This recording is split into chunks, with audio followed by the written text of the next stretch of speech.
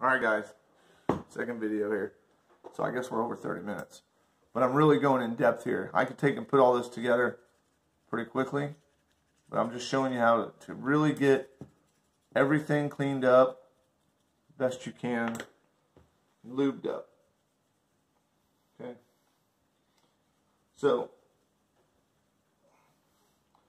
you can see this, the rod still has some of that stuff on there. Trust me, it'll all come off if I use a wire brush.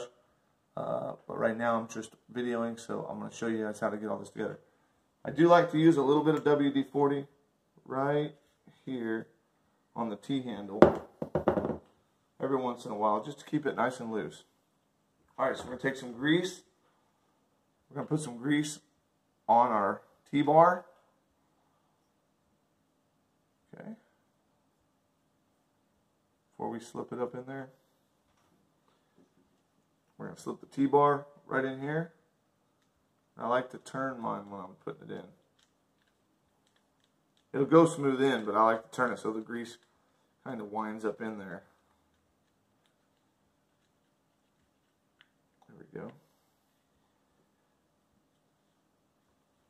Okay, I'm going to let that sit right there for now. Next, clean this piece up. Got this piece here. Clean it all up nice and smooth.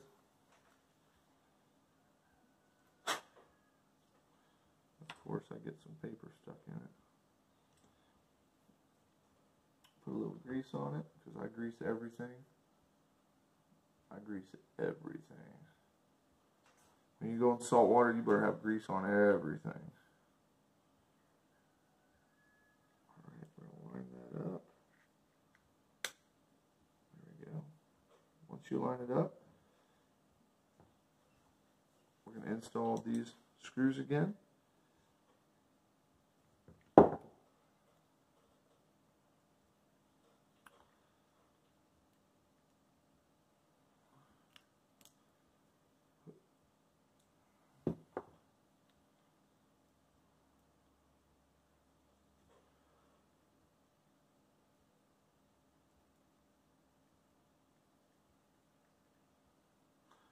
There's 4 screws and there's 6 slots.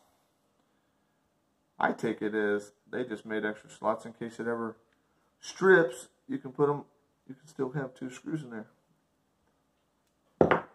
So install them even on both sides.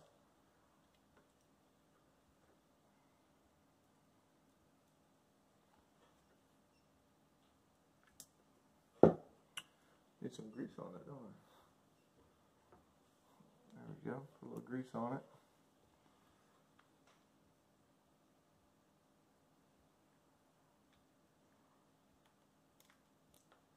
Come on.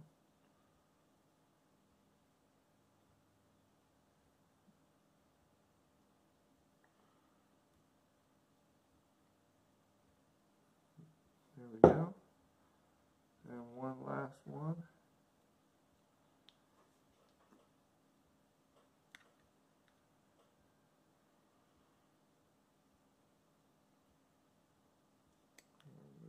Put it up front.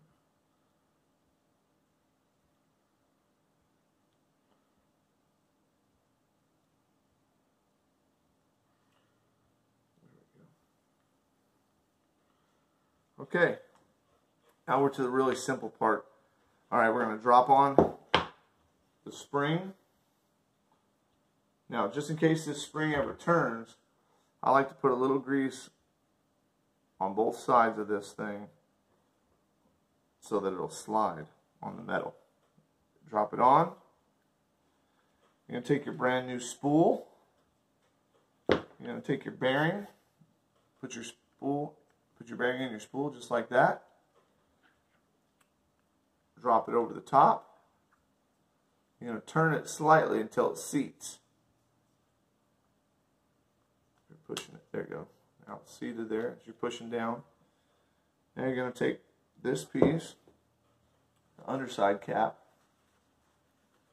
to clean it up a little bit.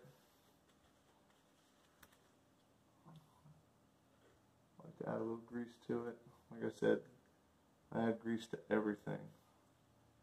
whether or not it needs it. There's only a couple spots I don't put grease because it doesn't make sense to have grease. And that's on the bottom of that spool because I don't want it slipping. This thing has 2 curved slots, 2 curved sides, and 2 flat sides. You're just bound to jump off there, ain't you? Here, you just come over there. Stay there. Slide it on. Push down on it so that your the spot where you need to put your C-clip is showing. There's a little slot right there. So you're going to set your C-clip on. I like to just grab an Allen wrench and push it on with an Allen wrench. There we go. Line it up with this. There's a little tiny little piece of metal that sticks out. I like to line mine up and go underneath that. I'll show you that.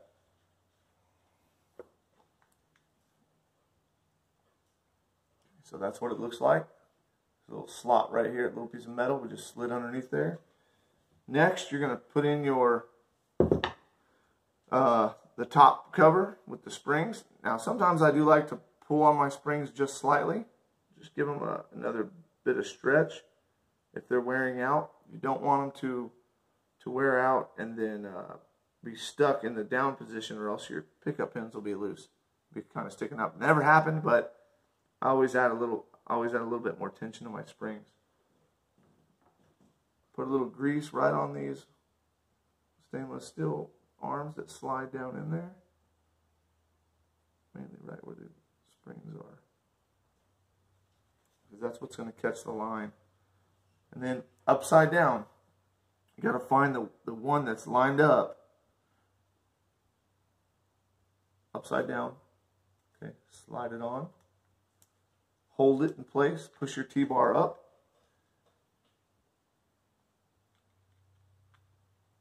Now, what's cool about Megamouth is that if you didn't have any tools, you obviously need an Allen wrench, but they put little slots in here. So worst case scenario, if you needed to replace your spool on the boat and you didn't have a single tool, you could pull the cap off by hand, pop, find a nail, unscrew this piece, take this off, pull the C-clip off, and you could replace your spool on the boat within minutes. Okay, so very smart on them. They know bow fishermen don't have a lot of time and it's in the dark.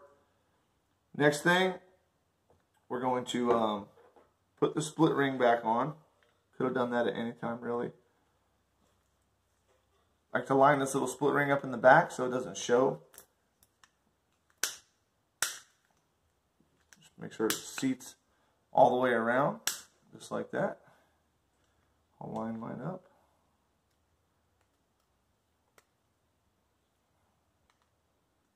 There we go. Put the cap on, put the line through, put the cap on. Locked on there. Now we'll just put our handle on. This is a right hand side wind.